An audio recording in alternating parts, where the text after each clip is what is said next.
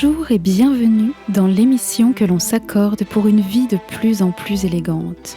Aujourd'hui, nous allons parler de la tenue convenable qui correspond à notre art de vivre, l'élégance. Nous parlerons de tenue esthétique, bien sûr, mais aussi de distinction. Nous parlerons de rigueur, de singularité, de sens du beau et du bon, de faire des ponts entre le conceptuel et la réalité matérielle et enfin de la façon de se rencontrer à travers la présentation de soi.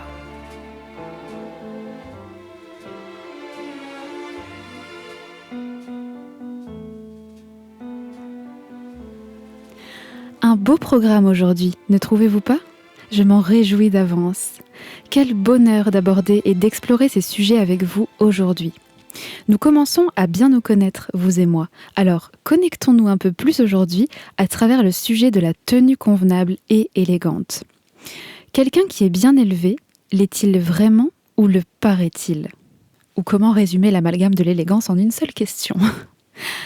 La réponse ici est bien entendu que l'élégance générale mêle les aspects esthétiques et moraux de toute façon. Et c'est sur cette ambiguïté que je joue quand je parle de bonne tenue, de tenue convenable. Parce qu'il peut s'agir en même temps de tenue physique, esthétique, mais aussi de tenue morale. L'équation que je vous propose aujourd'hui est donc la suivante.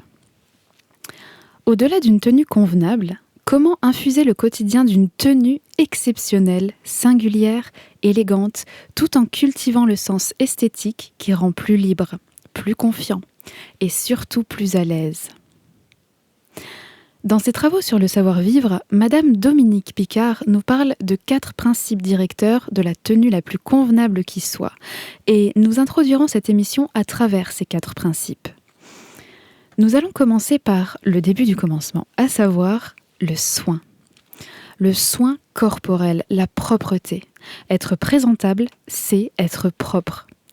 Ayez les cheveux coiffés, tout au moins brossés et propres, les dents bien entretenues, une peau propre, des oreilles, des yeux, un nez nettoyé, net.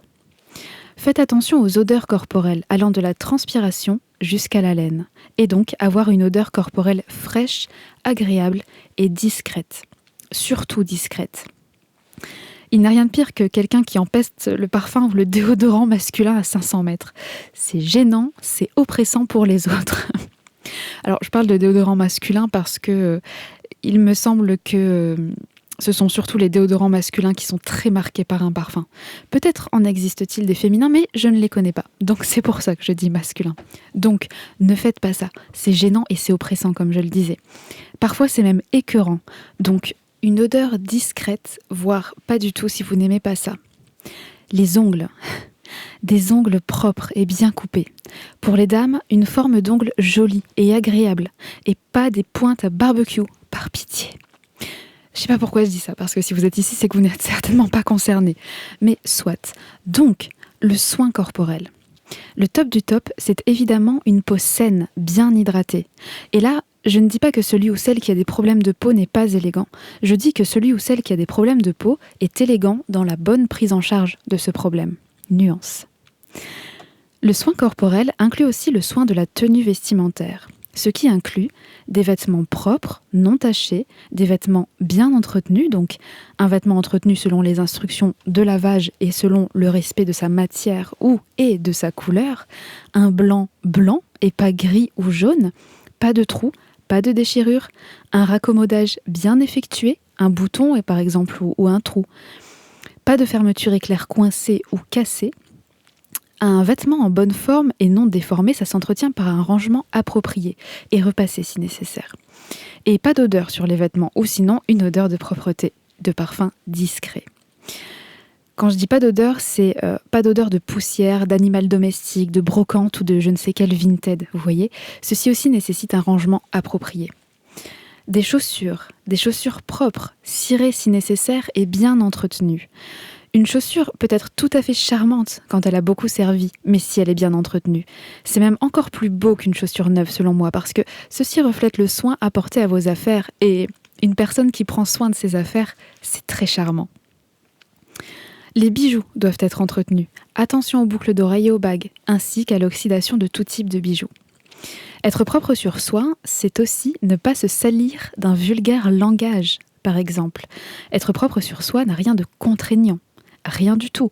La liste que je viens de vous présenter peut être prise comme une liste de cases à cocher, je vous l'accorde, mais je vous suggère de le penser en système plutôt, de mettre en place des choses en arrière-plan pour que ces éléments précis se produisent. À travers des routines ou des habitudes certainement, mais aussi en termes d'aménagement domestique. L'aménagement et l'entretien domestique est un art à part entière et fait indéniablement partie de l'élégance globale, mes bons amis. Comme deuxième principe, nous avons l'harmonie. L'harmonie, on la retrouve très très souvent sur notre chemin, n'est-ce pas ? Qu'est-ce que l'harmonie ?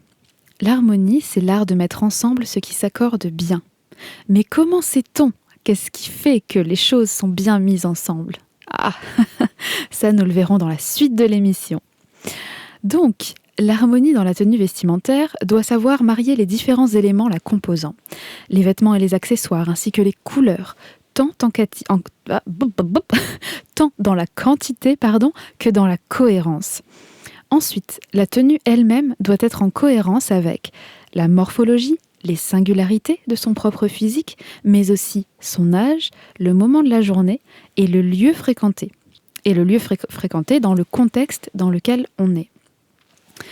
Est-ce que vous vous souvenez des 4 circonstances d'Antoine de Courtin, que nous avions évoquées dans l'émission sur l'histoire du savoir-vivre ?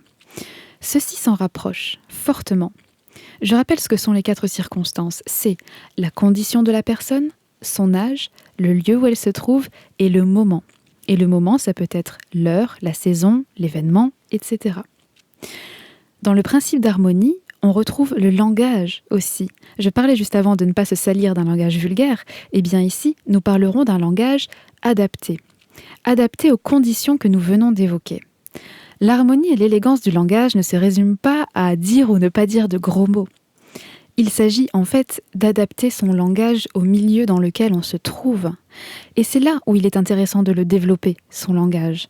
Parce qu'au plus on le développe, au plus on se donne accès à des circonstances différentes. Vous voyez ce que je veux dire ? L'élégance, c'est la souplesse et l'agilité, et aucun pan de la vie n'y échappe. En ce qui concerne le langage, et je vous renvoie à l'émission numéro 4 sur l'élégance verbale si cela vous intéresse, il s'agit d'en développer les diversités pour accéder au plus de milieux possibles. Au moins, les milieux que vous fréquentez le plus souvent. Au mieux, les milieux que vous ne connaissez pas encore si vous êtes curieux. Ici, je parle bien de milieux sociaux, bien entendu, ce qui renvoie aux milieux informels, formels, etc., que nous avons vu dans l'émission numéro 7 sur les codes de la présentation à autrui. L'harmonie, c'est la cohérence en fait. C'est le souci de former un ensemble cohérent et agréable, pour être à l'aise et pour mettre à l'aise.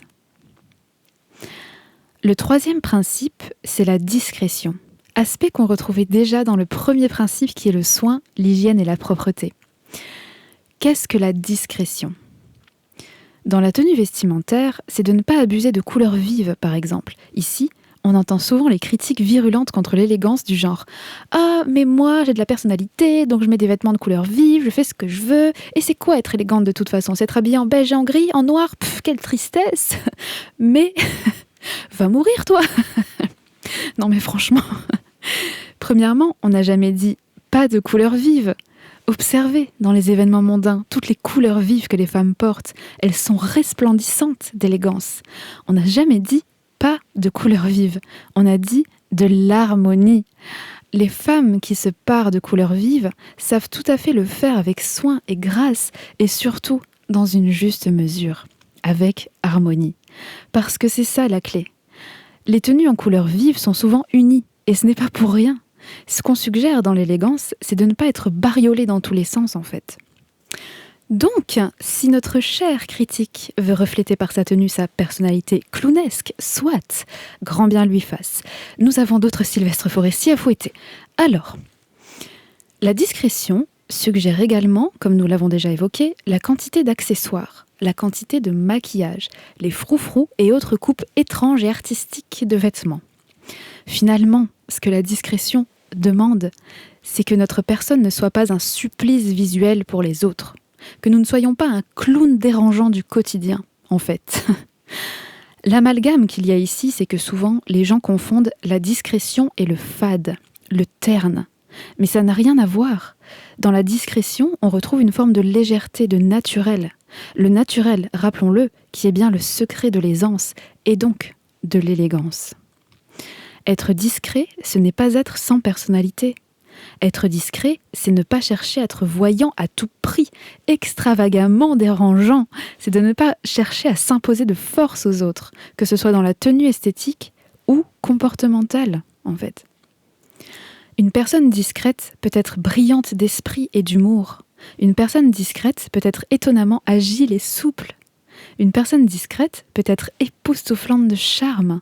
Une personne discrète n'a rien d'ennuyeux ou de fade. Elle a la qualité ultime de se respecter tout en respectant les autres. Voilà tout. Le 4e principe, c'est le maintien. Et ici, il s'agit bien d'un maintien physique, mais aussi comportemental. Tout est lié. Le maintien, c'est l'inverse de la vulgarité. Souvenez-vous qu'un maintien exceptionnel s'accompagne absolument de souplesse et bannit la rigidité. La clé d'un maintien rigoureux ici, c'est en fait la souplesse. Le maintien physique, qu'est-ce que c'est ? C'est debout, une posture droite, les épaules basses en arrière, les pieds ancrés dans le sol, le poids réparti convenablement sur les 2 jambes et les genoux souples. Un maintien physique assis, c'est un dos droit, des épaules toujours basses et en arrière, un maintien de la courbe naturelle du dos. En marchant, c'est la tête haute, le regard sur l'horizon, sur votre propre horizon, devrais-je même dire. Ça, c'est intéressant et lourd de sens. Nos bras respectent un balancier naturel et on atterrit sur nos talons. L'atterrissage est différent selon le type de chaussure, ou plutôt selon le type de talon, et doit donc être travaillé, surtout pour nous, les femmes, où les types de talons sont plus divers que sur les chaussures masculines. Quand on soulève des objets aussi, un maintien convenable se caractérise par un dos droit. Ce sont vos genoux qui se plient, pas votre dos, auquel cas vous allez soulever avec la force de vos lombaires qui ne sont pas faits pour ça. Par contre, votre incroyable postérieur et toute la chaîne musculaire qui s'y rattache peut soulever des montagnes. Alors, profitez-en. Et faites-lui du bien par la même occasion. Pour parfaire votre geste, gardez l'objet en question près du corps. Si vous le tenez à bout de bras, c'est le haut de votre corps qui va prendre. Ensuite, quand l'on utilise une tablette ou un téléphone ou qu'on lit un livre par exemple, pensez à l'inclinaison de votre tête. Servez-vous de vos coudes pour maintenir l'objet de façon à ce que l'inclinaison soit convenable. Idéalement, c'est à hauteur d'œil, mais toutes les circonstances ne nous permettent pas cela. Donc, ajustez l'inclinaison de votre nuque de façon correcte pour que votre dos n'en pâtisse pas. Non seulement c'est ergonomique, mais en plus c'est bien plus charmant. Un bon maintien général est très ergonomique en fait. Donc on pourrait même dire que de travailler son maintien travaille les 2 aspects du physique, le bien-être physique et l'esthétique bien entendu. Et tant qu'on parle de bien-être physique, vous comprenez pourquoi je parle de souplesse. Ce n'est pas parce que votre dos est droit à se crisper que vous êtes élégant. L'élégance, c'est la souplesse. Quelqu'un qui n'est pas souple, c'est quelqu'un de rigide. Et ce sont les gens rigides que l'on qualifie de guindés. On dit qu'ils sont coincés, à juste titre, parce qu'ils sont verrouillés, donc coincés. Et ce n'est pas élégant, c'est juste coincé. Vous voyez ? Et donc, à l'autre extrême du spectre, on retrouve la chewing-gommerie d'un mauvais maintien. Ne pas confondre souplesse et chewing-gommerie. Oui, mes bons amis, ce terme n'existe pas, mais je me permets cette barbarie puisqu'on est entre nous. En fait, ce que j'entends par là, c'est le relâchement à l'extrême. Ça, c'est des épaules arrondies, une tête en avant, une posture dite, une posture dite de tortue, vous voyez, un dos courbé, un ventre proéminent. Attention à cela, mes bons amis. Je ne dis pas que pour être élégant, il faut avoir un ventre plat. Ce que je dis, c'est que pour être élégant, il faut un ventre maintenu. Parce qu'on voit la différence entre un ventre maintenu et relâché. On le voit indéniablement. Encore une fois, il n'est pas question de rentrer le ventre et de se crisper. En plus, dans ce cas-là, votre respiration va en prendre un coup et ce n'est pas du tout ce qu'on recherche. Donc, pas un ventre rentré, mais un ventre gainé. La nuance est très importante. Un ventre gainé rentre dans un système de maintien et de posture dynamique et tonique, comme tous les aspects d'un bon maintien, en fait. Ensuite, une posture trop relâchée, c'est aussi des pieds et des genoux mal alignés.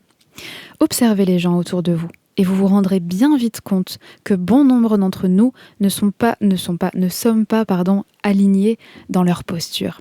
Et on ne pense pas souvent à cette caractéristique de pieds et de genoux mal alignés. D'ailleurs, on a même du mal à l'imaginer. Mais quand on le voit devant nous, ça prend tout son sens. Et ça reflète une mauvaise posture. L'affalement aussi, évidemment. S'affaler sur sa chaise, sur un fauteuil. On ne s'affale pas. Et on ne parle pas du soir où on est plus chill. On parle de la journée. On parle du travail. On parle d'être en présence des autres. En fait, quand on est seul, c'est respectueux de son corps et de son bien-être. Et quand on est en présence des autres, c'est en plus esthétique et respectueux pour eux aussi, évidemment. Donc, ne nous affalons pas. Ce n'est pas élégant. Ce n'est élégant pour personne. Et pas pour vous-même non plus. Une marche traînée aussi. Quelle plaie! Au-delà d'être mauvais pour notre corps et notre dynamisme, c'est terriblement laid. Terriblement. Il n'y a rien de tel qu'une posture équilibrée et tonique. Une posture traînée peut même entraîner la fatigue, en fait. Évidemment, c'est un conditionnement. Comme une posture dynamique conditionnera le dynamisme de notre quotidien, en fait. Donc attention à tout ça. En fait, pour tout ce qui concerne la posture physique, on travaille vraiment sur plusieurs plans, tant esthétique que moral que musculaire. C'est intégral. Et tant que l'on parle d'intégralité, remontons d'un cran supplémentaire. Le maintien n'est pas qu'une question de posture physique, comme vous l'avez compris. Il est aussi une question de distinction, de posture morale. La distinction, c'est la capacité à gérer ses émotions sainement, donc à être agréable, constant et pertinent dans ses gestes et ses propos, de la pertinence, de l'harmonie, de la cohérence. Laissez-vous subtilement porter par l'ambiance et l'alchimie qui se créent en ce lieu avec ces personnes. Participez à cette dynamique en l'infusant de votre grâce et de votre charme. Donnez-lui la direction que vous souhaitez, tout en agilité et en habileté. Mais ne venez pas tout gâcher avec des effusions d'émotions non adaptées et saillantes. Vous comprenez l'idée de la distinction ? Pas de fadeur ici, juste du respect des dynamiques. Et cela inclut les aspects basiques suivants. Les décolletés. Mesdames et aussi mesdemoiselles, un décolleté est joli, mais sa profondeur doit être contrôlée selon votre âge, le lieu et le contexte. Quel est l'intérêt, à 14 ans, de porter un décolleté jusqu'au nombril ? On ne peut pas dire que ce soit joli, ça ne l'est pas. C'est même plutôt banal dans notre société. Dans les publicités et sur les réseaux sociaux, nous sommes submergés de corps nus ou presque, donc ça n'a rien de nouveau ni d'attrayant puisque c'est banal. En revanche, ça passe plusieurs messages, ça passe plusieurs autres messages. Est-ce une tentative désespérée de plaire ? Si oui, parce que chercher à plaire est légitime, rappelons-le, n'as-tu pas d'autre moyen de le faire ? Et qui est-ce que ça attire, ce genre de choses ? Et quand bien même quelqu'un est attiré par toi grâce à cette chose qui est facile, finalement, ne le sera-t-il pas très facilement par quelque chose ou quelqu'un de similaire ? Ou alors, autre raisonnement. En mettant ce grand décolleté à cet âge-là, cherches-tu simplement un moyen de t'exprimer ? Et d'exprimer quoi, au juste ? La liberté ? L'expression personnelle ? N'as-tu pas d'autres moyens de le faire ? Et est-ce que être libre, c'est imposer sa nudité aux autres ? Est-ce que c'est ça la définition de la liberté ou de l'expression personnelle ? 2 exemples banals. C'est très simple, hein. Il faut juste pousser un peu plus loin le raisonnement qu'on ne le fait d'habitude. Et l'élégance d'esprit, c'est ça aussi. En revanche, tant qu'on est dans le décolleté, sachez que je considère qu'il n'y a rien de plus joli, de plus beau que le buste d'une femme.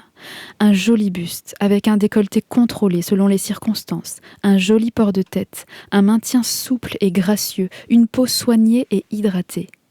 Il n'y a rien de plus majestueux. Ajoutez si nécessaire, parce que parfois ça ne l'est pas, un bijou à cela. C'est juste magnifique. On peut avoir un joli buste décolleté sans être dans la séduction aussi. Et la séduction est un art qui peut être véritablement élégant. Le danger de la séduction, c'est que la frontière entre l'élégance et la vulgarité est très mince. Alors, pour être élégante dans sa séduction, il faut être exact. Mais ce n'est pas le sujet du jour. Mais alors, où se trouve ce joli buste entre le col roulé et le décolleté nombril ? Il se trouve dans l'harmonie et la conscience de qui l'on est et de où nous sommes, tout simplement. Mais Le décolleté ne constitue pas le seul aspect basique d'un bon maintien censé, évidemment. Il y a aussi la dissimulation des autres parties intimes. On fait attention à ses genoux, que l'on n'écarte pas en s'asseyant, par exemple. Pour les messieurs, on n'exhibe pas la pilosité virile de son torse en déboutonnant volontairement trop sa chemise, par exemple. Les femmes comme les hommes, on ne met pas évidemment de pantalons qui moulent les parties intimes. Ça tombe sous le sens. Vous voyez ? Vous l'avez donc deviné, une partie de la distinction, c'est la pudeur. Une pudeur bien placée. Une pudeur bien placée est une sorte de maintien moral, si je peux m'exprimer ainsi. C'est alors le 4e principe d'une tenue exceptionnellement élégante. Ces principes-là ne sont pas faits pour vous tailler à la bonne taille de la case de la société. Ce ne sont pas les 4 coins d'une énième boîte qui nous enferment. Non, ce sont 4 pôles, 4 repères, comme 4 points dans l'espace, reliés par le fil d'or de l'élégance, autour desquels situer le point de notre personnalité, de notre singularité. C'est-à-dire que ces repères sont des champs autour desquels nous pouvons nous placer, où bon nous semble, et notre place sera définie par les milliers de facettes dont nous sommes faits, cet être unique qui est le nôtre. Ces principes sont absolument compatibles avec la singularité de chacun, et à travers ces 4 principes, il y a de la place pour tout le monde. Vous savez, une bonne éducation, une éducation pertinente, c'est une éducation qui libère, pas qui enferme. Quelle que soit la pédagogie et le domaine enseigné d'ailleurs, une éducation pertinente est une éducation libératrice, parce qu'il ne faut pas penser en règles, mais en repères. Une règle est une case à cocher. Un repère est un champ d'action. Vous comprenez l'idée ? Au même titre que l'on élargit sa façon de penser quand on élargit son vocabulaire, on devrait augmenter sa liberté quand on s'éduque. Il faut garder à l'esprit que l'éducation, c'est augmenter la liberté. C'est ajouter à notre conscience des perspectives qu'elle ne connaissait pas et donc vers lesquelles elle ne pouvait pas se diriger jusqu'à maintenant puisqu'elle ne les connaissait pas. Vous voyez ? Parce que si on n'a pas conscience de quelque chose, comment voulez-vous le concrétiser puisqu'on ne le connaît pas ? C'est philosophique, mais c'est aussi d'une évidence sans faille. Vous voyez, petite parenthèse, un moyen de faire grandir sa liberté et de l'exprimer sans même en parler, c'est de s'éduquer. Parenthèse fermée. Le soin, l'harmonie, la discrétion, le maintien, tout ceci vous incombe. Analysez-vous. Peut-être que vous êtes déjà au top d'ailleurs. Peut-être que cette élégance-là, vous l'avez déjà. Et si c'est le cas, peut-être que mes propos sont apparus comme futiles à vos yeux. Ou peut-être qu'à l'inverse, vous y avez trouvé des pistes d'amélioration. Vous savez, je parlais de clown vestimentaire tout à l'heure. Que les choses soient claires entre nous. Nous en rions, évidemment, parce que c'est drôle. Mais chacun fait bien comme il le veut. Tout le monde n'a pas envie de respecter les préceptes d'une élégance vestimentaire certaine. Et c'est très bien comme ça. Cela ne les empêche pas d'ailleurs de pouvoir être très élégants d'esprit. Ce que je veux vous dire ici, c'est qu'il n'y a jamais eu d'obligation à suivre quelques préceptes que ce soit. Il n'y a pas de punition à la clé si nous ne les suivons pas. Mais en revanche, si nous faisons le choix d'en infuser notre quotidien, soyons rigoureux. Soyons rigoureux dans ce choix et exerçons-le de manière ardue. Ne soyons pas un élégant personnage du dimanche. Soyons si rigoureux dans notre apprentissage que ce soin, cette harmonie, cette discrétion et ce maintien deviennent nos standards. Amusons-nous à faire déborder notre propre singularité à travers ces principes. Jouons avec eux. Jouer avec, c'est s'exercer, tester, voir le résultat sur nous, puis aussi sur les autres. Qu'est-ce que cela génère sur les autres ? Et sur nous alors ? Sur le dynamisme de notre quotidien, sur notre vision des choses, sur le jugement critique que nous avons sur le monde qui nous entoure. Le jugement critique est systémique, bien entendu. Essayez, testez et ressentez le résultat. Si le résultat vous plaît, ne voulez-vous pas en faire un quotidien ? Une base, un socle efficace à tous les pans de votre vie ? Faites des ponts entre les concepts et votre réalité quotidienne, parce que dans notre tête, ça n'a jamais la même couleur que dans notre quotidien, vous le savez très bien. Et le challenge ici, c'est de renforcer ces ponts entre le conceptuel, l'intellectuel et la réalité, le quotidien. C'est de rendre tout ça réel.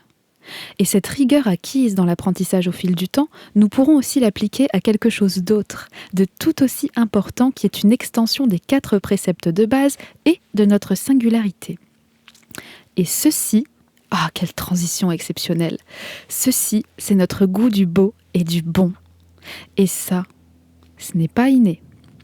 Le bon goût, est quelque chose qui se développe consciemment, surtout aujourd'hui où notre société nous sollicite de toutes parts avec des choses aussi diverses que variées et, inévitablement, un dérèglement de vision sur ce qui est authentique, pur et vrai. Vous savez, j'adore notre époque. J'adore l'avènement de l'intelligence artificielle. J'adore Internet. J'adore les possibilités de connexion et d'accès à l'information que nous avons. Et vous savez pourquoi j'adore ça ? Parce que ça nous force à avoir notre propre avis. Ça nous force à nous diriger vers les choses qu'on aime, paradoxalement à ce que je viens de vous dire. Et je vais vous expliquer pourquoi. On a tellement de possibilités aujourd'hui, il y a des quantités d'informations tellement colossales que nous n'aurons jamais assez de temps en une vie, ni plusieurs d'ailleurs, pour tout engranger et tout traiter avec notre cerveau humain. Consciemment en tout cas. La réalité aujourd'hui, c'est que la quantité d'informations que nous pouvons recevoir, et que nous recevons de toute façon, n'a pas assez de temps humain pour être traitée. Nous ne pouvons pas faire ça. Devant ce fait, deux choix s'offrent à l'humain. Soit il ne fait pas de choix, et il reste une coquille vide devant cette quantité monstrueuse d'informations qu'il a à sa disposition, parce que soit il ne s'en sert pas, soit il prend l'info et la redistribue telle qu'elle, donc en soi tout le monde peut le faire, et il est juste un véhicule supplémentaire de cette information, soit, et nous sommes dans cette catégorie mes bons amis, il décide de sélectionner, prioriser et hiérarchiser l'information sur laquelle il souhaite se concentrer, et il en fait un système qui enrichira son esprit. Donc aujourd'hui, vous voyez, je nous sens forcés à faire des choix qui sont bons pour nous, en définitive. C'est comme ça que je le vois, en fait, moi. Je trouve que c'est responsabilisant. Bien entendu, tout le monde ne pense pas comme ça et tout le monde n'a pas l'intention de se responsabiliser.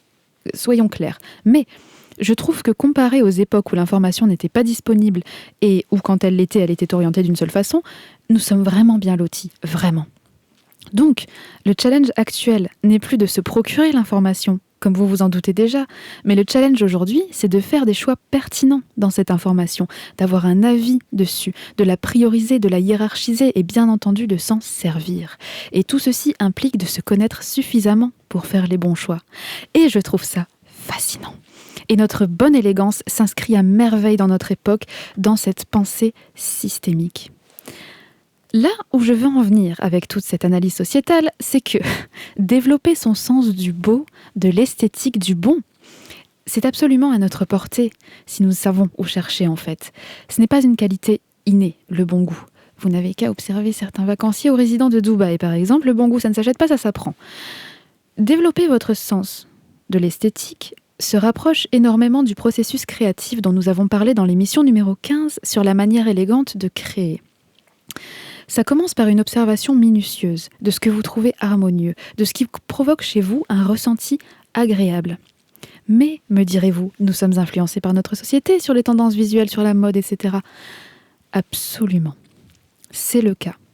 Alors, pour être sûr d'observer les belles et bonnes choses, le secret, c'est de commencer par chercher à comprendre la manufacture des choses, l'artisanat. Les domaines sont vastes et surtout ici en France, nous avons une richesse artisanale exceptionnelle. Il serait vraiment dommage d'en priver notre petit cœur. Commencez par les domaines qui vous intéressent le plus. Soyez curieux, observez les gestes, posez des questions, faites des ateliers, ressentez comment c'est construit, comprenez comment c'est fabriqué. Je vous ai fait une petite liste pour vous donner quelques idées. Vous savez quoi ? Dans ce que je vais vous dire, prenez le domaine qui vous intéresse le plus et prenez l'engagement de vous en imprégner. Renseignez-vous sur un atelier proche de chez vous, par exemple, et prenez le temps d'aller découvrir ce domaine.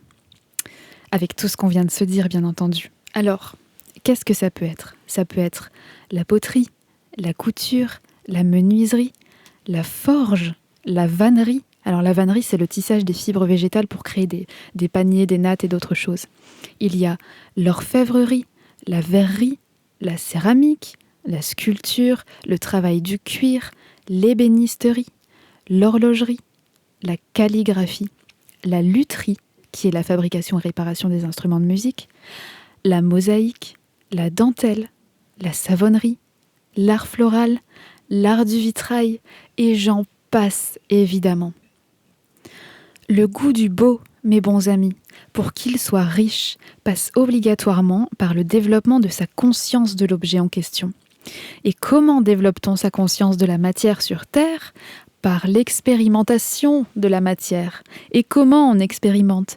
Par ses 5 sens. Il faut toucher, goûter, assembler, regarder, comprendre. Ça développe l'esprit. Ça développe le goût du beau, le sens de l'esthétique. Et s'il y a quelque chose dont je suis sûre, c'est que de toucher à un seul de ces domaines d'artisanat va changer votre façon d'aborder les choses. Parce que si vous faites l'effort d'apprendre l'art d'un passionné, vous découvrirez une nouvelle façon de voir la vie. Un passionné rencontre la vie à travers sa passion. Il découvre tous les concepts de l'humanité à travers sa passion. Écoutez parler un boulanger passionné du pain qu'il fabrique au quotidien, vous allez voir, vous allez comprendre de quoi je parle.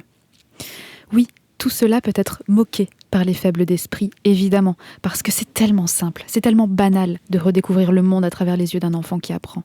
C'est si simple, mais c'est pour ça qu'on est ici, pour expérimenter cette matière. Et l'artisanat est une prestigieuse porte d'entrée sur le goût du beau, vraiment. Quand je dis qu'on a énormément de chance en France, notre patrimoine culturel est colossal, notre histoire est riche. Découvrons-la, elle est sous notre nez. Comment tout cela va se transposer dans votre quotidien ?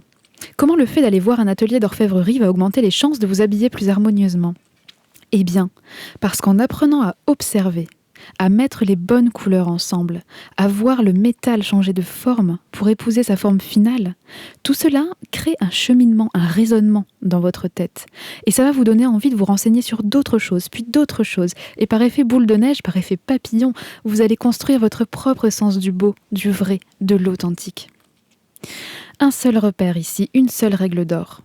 Suivez vos intérêts. Suivez le fil des choses que vous aimez, que votre personnalité apprécie. Laissez-vous guider dans l'artisanat par des choses vers lesquelles vous vous sentez naturellement attiré. C'est un moyen de se redécouvrir aussi. Tout est lié, je vous assure, tout est lié dans cet immense système qu'est notre vie. Et en parlant de se redécouvrir, nous allons passer à la 3e partie de l'émission que je voulais absolument aborder ici parce que tout cela, un bon maintien, la discrétion, la distinction, l'hygiène, l'harmonie, le sens du beau, va finalement constituer notre carte de visite personnelle, n'est-ce pas ? Incarner ces choses-là, c'est le présenter au monde, de facto. Donc il y a une notion de présentation de soi, ici. Et après nous être enrichis de tout ce dont on vient de parler, je vais vous parler psychologie un petit peu, pour que nous puissions comprendre comment cette présentation de nous-mêmes va venir, elle aussi, enrichir la vision que l'on a de nous-mêmes. On va voir ça, en fait, pour s'en servir consciemment et pour inclure cet outil dans notre système afin d'en tirer un bénéfice supplémentaire pour notre quotidien. On n'en finit pas d'augmenter les bénéfices ici, à la bonne heure. Ce que je vais faire, c'est que je vais vous proposer 3 théories différentes.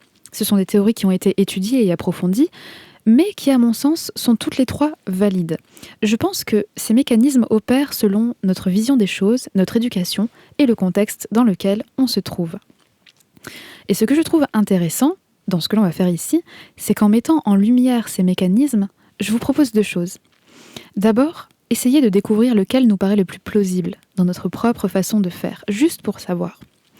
Et deuxièmement, de choisir la théorie qui nous convient le mieux pour notre parcours de vie, entre guillemets, vous allez voir, vous allez comprendre. Oui, parce que ces théories, vous allez voir, nous aident à adopter différentes perspectives sur la façon de se présenter. Et selon celle que vous choisissez d'expérimenter, si vous le souhaitez bien entendu, eh bien ça peut vous stimuler. Vous allez comprendre.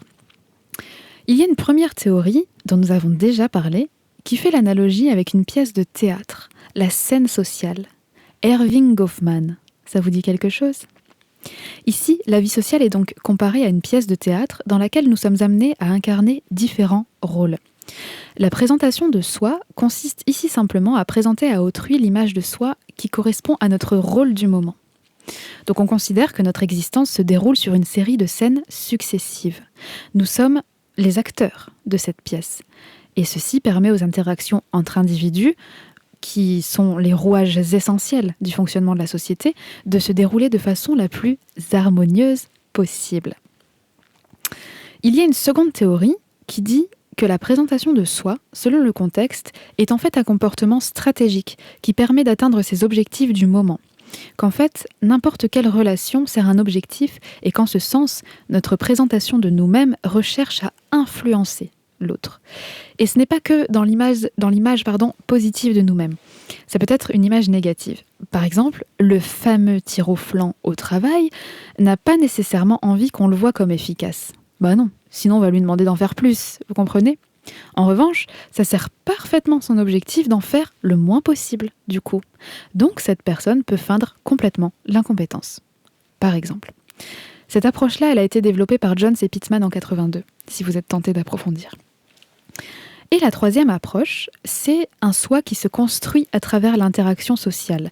C'est-à-dire qu'on teste des comportements et selon les retours qu'on en a, s'ils nous plaisent ou non, on adapte ce comportement, cette présentation de soi. Et en fait, nous nous construisons à travers ces essais-erreurs tout au long de notre vie. Et ça nous construit nous-mêmes en fait. Donc toujours en ayant pour objectif de présenter une image positive de nous-mêmes. Une image qui nous plaît en fait. C'est ça, une image positive, c'est une image qui nous plaît. Par exemple, si vous n'êtes pas sûr de vos talents d'artiste, vous demandez l'avis des autres. Et selon ce qu'ils vous diront, vous serez rassuré ou pas. Et selon ce que vous allez conclure de tout ça, vous allez construire pour vous-même l'image de qui vous êtes. Vous comprenez ? Voilà les 3 théories psychologiques sur la présentation de soi que je voulais vous présenter. Y en a-t-il une qui vous parle plus que les autres ? Encore une fois, il n'y en a pas une meilleure que les autres. Elles correspondent au moment de vie, à la façon dont on a de l'aborder et à notre personnalité.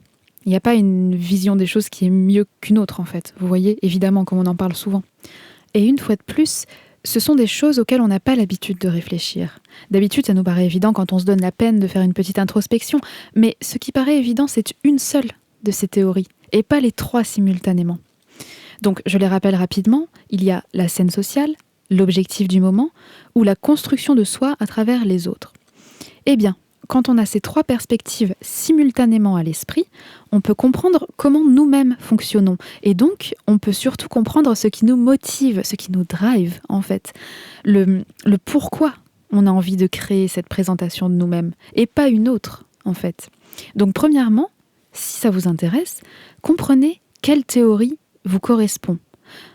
Quelle théorie vous correspond le plus en règle générale ? Il n'y a pas, il ne faut pas forcément analyser la façon dont vous agissez, etc., mais au moins se demander, pour vous, laquelle est la plus logique. Ça peut commencer par là, tout à fait. Il est vrai que, dans l'élégance relationnelle, nous avons tendance à prôner le modèle de la scène sociale, puisque le but de cela est bien d'avoir des relations harmonieuses, et que ce modèle s'y prête particulièrement bien. Mais la réalité, c'est que ce n'est pas logique pour tout le monde, alors que de le savoir peut vous aiguiller sur le chemin de l'élégance, dans le sens où, pour être élégant, il ne faut pas adopter ce modèle. Ce n'est pas ça ce que je dis. Ce que je dis, c'est que pour être élégant, il faut reconnaître ce qui paraît le plus logique pour nous et l'orienter. Si vous avez tendance à privilégier le modèle de l'objectif du moment, ça ne veut pas dire que vous êtes opportuniste. Ça veut juste dire que vos expériences et votre éducation vous ont validé ce modèle. Vous comprenez ? Si vous avez tendance à privilégier la construction de soi à travers les autres, ça ne veut pas dire que vous n'êtes qu'une coquille vide qui a besoin de l'approbation des autres pour survivre. C'est pas ça du tout. Et comme si vous privilégiez d'être acteur de la scène sociale, ça ne veut pas dire que vous n'avez pas de personnalité et que vous voulez vous mouler à tout prix et rentrer dans une case pour ne pas faire de vagues. C'est pas ça du tout. Ça n'a rien à voir. Ces modèles sont des choses qui se mettent en place sans qu'on leur demande rien. Donc dans un premier temps, il n'est pas question d'adopter un nouveau modèle, parce qu'en théorie, on n'aime pas se dire qu'on se construit à travers les autres ou qu'on joue à l'acteur. Non. Dans un premier temps, il s'agit de reconnaître ce qui est normal pour nous. Quand on l'a reconnu, on peut se dire « Ok, c'est comme ça que je fonctionne, c'est comme ça que je fonctionne, maintenant, qu'est-ce que je peux faire pour développer ma propre élégance de la manière dont je fonctionne déjà ?» D'ailleurs, petit aparté, c'est comme ça qu'on implémente de nouvelles directions dans notre vie, en s'orientant sur la base de ce que l'on a déjà et pas en changeant brutalement du tout au tout.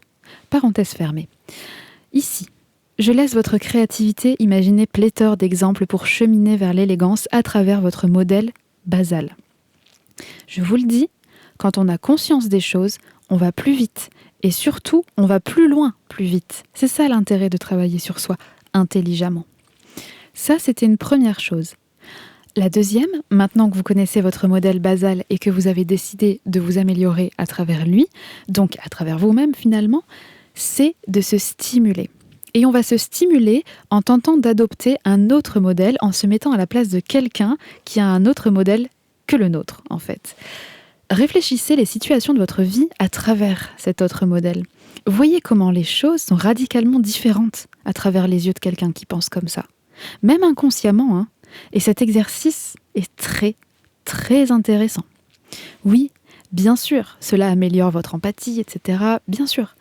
Mais surtout, maintenant que vous l'avez fait, vous avez débloqué d'autres types de langage, d'autres types de compréhension des autres.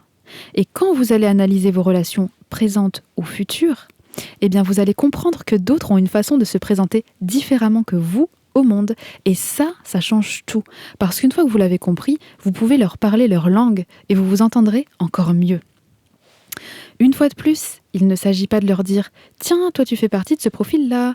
Non, évidemment, on s'en fiche d'ailleurs qu'ils fassent partie de tel ou tel profil, ça ne veut rien dire sur le principe. Ce qui veut dire quelque chose, c'est comment il s'en sert de ce modèle. L'important ici, c'est de reconnaître comment il fonctionne pour pouvoir lui parler encore mieux, pas de lui dire. C'est pour vous que c'est intéressant. Et ça, c'est le pompon de la cerise. Mais ça, faites-le quand vous avez bien compris votre propre modèle basal. Cette émission a été dense et riche, mais elle m'a beaucoup stimulée et j'espère que vous aussi. Nous avons vu beaucoup de choses et nous allons surtout revenir sur notre équation. Elle était: au-delà d'une tenue convenable, comment infuser le quotidien d'une tenue exceptionnelle, singulière, élégante, tout en cultivant le sens esthétique qui rend plus libre, plus confiant et surtout plus à l'aise. Elle est résolue. Nous avons même été, encore une fois, un peu plus loin avec cette histoire de présentation de soi là. Alors, qu'avons-nous vu aujourd'hui ? Nous avons vu les 4 préceptes de la tenue la plus convenable qui soit, à savoir le soin et l'hygiène, l'harmonie, la discrétion et le maintien. Nous avons exploré divers exemples et perspectives à travers ces 4 préceptes. Nous avons parlé de singularité, nous avons parlé de notre époque, des milliers de possibilités qui s'offrent à nous et de nos choix. Et dans ces choix, nous avons parlé de rigueur. Ensuite, nous avons parlé de développer son sens de l'esthétique, du beau, du bon et de comment faire surtout. Nous avons parlé de s'apprendre à travers cela, ce qui a amené à parler de s'apprendre à travers nous-mêmes, à travers l'image de la présentation de soi que l'on propose au monde, consciemment ou inconsciemment. Cela fait beaucoup de choses, je vous le concède. C'est trop bien, j'adore. J'espère sincèrement que cette émission vous aura plu vraiment parce que moi, j'ai adoré. Je vous embrasse bien fort et vous retrouve la semaine prochaine pour une nouvelle émission. À bientôt!